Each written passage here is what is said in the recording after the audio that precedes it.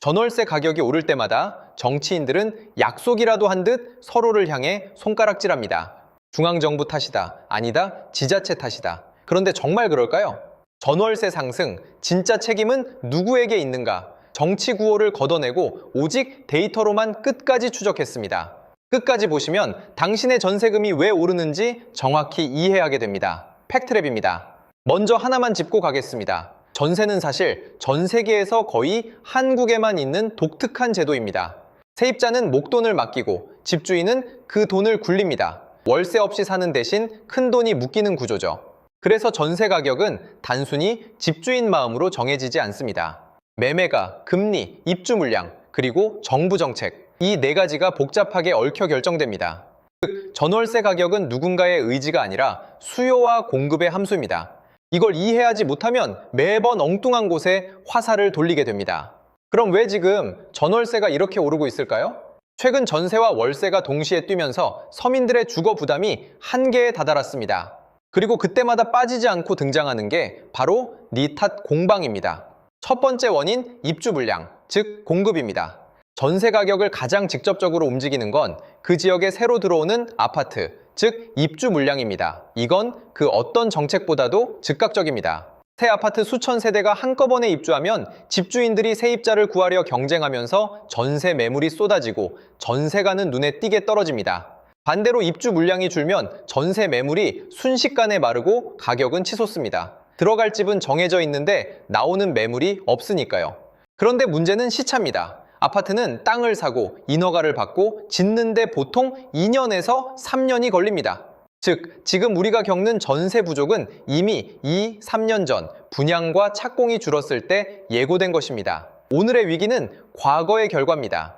실제로 분양 물량이 급감한 시기 뒤에는 이 3년의 시차를 두고 어김없이 전세 대란이 따라왔습니다. 데이터에 반복적으로 나타나는 패턴입니다. 입주 물량과 전세가는 정확히 반대로 움직입니다. 공급이 늘면 떨어지고 줄면 오릅니다. 거의 예외가 없습니다.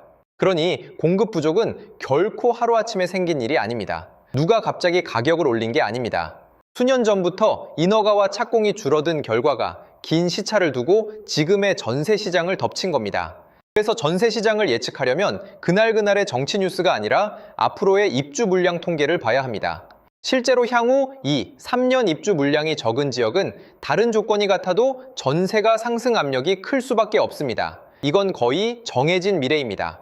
정리하면 첫 번째 범위는 시차를 두고 찾아온 부족한 공급입니다. 두 번째 원인, 금리입니다. 금리는 전세 시장을 움직이는 보이지 않는 손입니다. 평소엔 잘 보이지 않지만 가장 강력하게 작용합니다. 생각해보세요. 수억 원짜리 전세금을 현금으로 다 가진 사람은 많지 않습니다. 대부분 은행 전세 대출로 마련합니다. 그래서 금리가 낮으면 대출이자 부담이 작아지니 전세 수요가 늘고 전세가는 자연스럽게 오릅니다. 반대로 금리가 오르면 매달 내는 전세 대출 이자가 커져서 사람들은 차라리 월세가 낫다며 월세로 옮겨갑니다. 동시에 집주인 입장에서도 금리는 결정적입니다. 금리가 높으면 전세 보증금을 받아 은행에 넣어두는 것보다 다달이 월세를 받는 편이 훨씬 유리해집니다. 그래서 고금리 시기에는 집주인과 세입자 양쪽의 이해가 맞아떨어지며 전세가 빠르게 월세로 전환됩니다. 우리가 최근 몇 년간 겪은 전세에서 월세로의 급격한 이동, 그 뒤에는 바로 이 금리의 움직임이 있었습니다. 금리라는 숫자 하나가 전세와 월세의 균형을 통째로 흔들고 수요를 한쪽에서 다른 쪽으로 밀어붙이는 겁니다. 두 번째 범위는 시장에 보이지 않는 손인 금리입니다. 세 번째 원인, 그리고 가장 논쟁적인 임대차 2법입니다. 2020년 세입자를 보호하겠다는 좋은 취지로 두 가지 법이 한꺼번에 도입됐습니다. 하나는 계약갱신 청구권입니다. 세입자가 2년을 더, 그러니까 총 4년을 안정적으로 살 수 있게 보장한 권리죠. 다른 하나는 전월세 상한제입니다. 계약을 갱신할 때 임대료를 5% 이내로만 올릴 수 있게 묶은 규정입니다. 의도는 분명히 좋았습니다. 세입자가 쫓겨나지 않고 안정적으로 사는 것, 누구도 반대하기 어려운 목표였죠. 그런데 데이터가 보여준 현실은 그 좋은 의도와는 다르게 흘러갔습니다. 집주인들은 한번 계약하면 4년간 마음대로 못 올린다는 생각에 아예 처음부터 전세금을 크게 높여 부르기 시작했습니다. 그 결과 시장에는 두 개의 가격이 생겼습니다. 예전에 계약해 5%만 오른 싼 전세, 그리고 새로 나온 비싼 전세. 같은 단지, 같은 평수인데 전세금이 2배 가까이 차이 나는 이상한 이중 가격이 나타난 겁니다.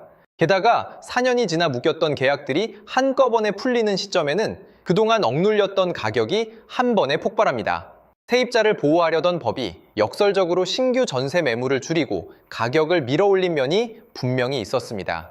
좋은 의도가 항상 좋은 결과를 낳는 건 아니라는 시장과 데이터의 냉정한 교훈입니다.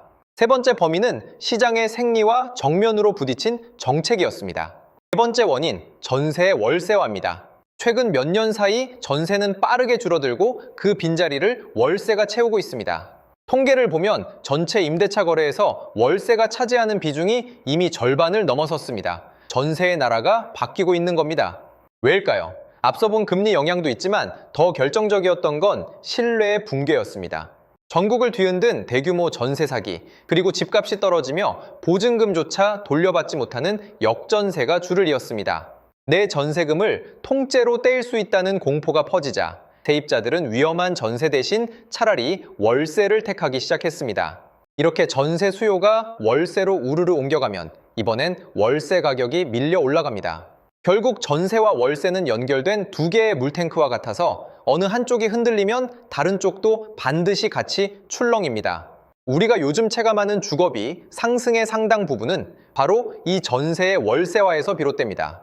네 번째 범위는 무너진 신뢰입니다. 다섯 번째 원인, 수요 그 자체의 구조 변화입니다. 여기서 많은 분들이 의아해합니다. 인구는 줄어드는데 어떻게 집에 대한 수요는 오히려 늘 수 있을까요?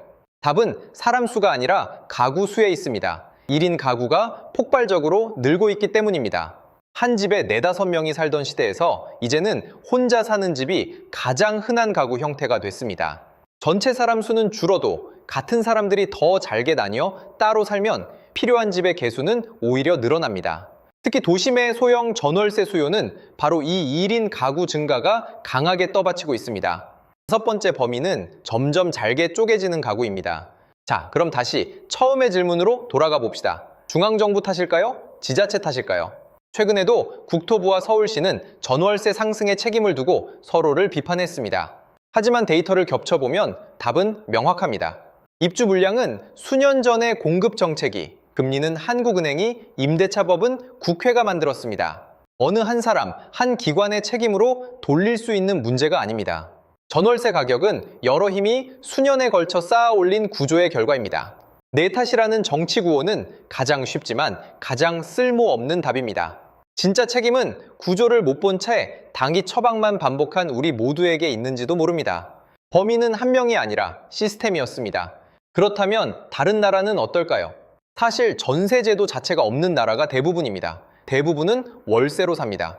독일은 세입자 보호가 강하지만 대신 월세 인상률을 지역별로 촘촘하게 관리합니다. 일본은 갱신료라는 독특한 관행이 있지만 기본은 안정적인 월세 시장입니다.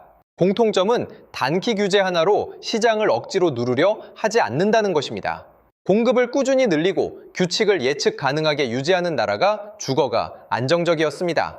한국의 전월세 불안은 결국 예측 가능성의 부재에서 옵니다. 그렇다면 세입자인 우리는 무엇을 봐야 할까요? 세 가지입니다. 첫째, 내가 살 지역의 향후이 3년 입주 물량을 확인하세요. 입주가 많으면 전세가는 안정됩니다. 둘째, 금리의 방향을 보세요. 금리가 오르면 전세는 줄고 월세가 늘어납니다. 셋째, 내 계약의 갱신 시점과 주변 시세를 미리 파악하세요. 4년 주기의 가격 점프에 대비해야 합니다. 집주인이라면 무리한 보증금보다 떼이지 않을 세입자와의 신뢰가 더 중요한 시대가 됐습니다. 그리고 우리 사회는 정치 공방 대신 꾸준한 공급과 예측 가능한 규칙으로 돌아가야 합니다. 전월세 문제에 마법 같은 단번에 해법은 없습니다. 다만 원인을 정확히 알면 적어도 엉뚱한 곳에 분노하지 않을 수 있습니다. 그리고 내 전세금을 지킬 준비를 미리 할 수 있습니다. 정리하겠습니다. 전월세를 끌어올린 범위는 5입니다. 부족한 공급, 흔들리는 금리, 시장과 부딪힌 정책, 무너진 신뢰, 그리고 쪼개지는 가구. 이 5이 수년에 걸쳐 함께 만든 결과가 지금 우리가 내는 전세금입니다. 그러니 누군가 이건 누구 한 사람 탓이라고 말한다면 그건 정치이지 데이터가 아닙니다. 전월세는 구호가 아니라 수요와 공급의 수학입니다. 오늘 내용이 도움이 되셨다면 전세나 월세를 앞둔 분께 꼭 공유해 주세요.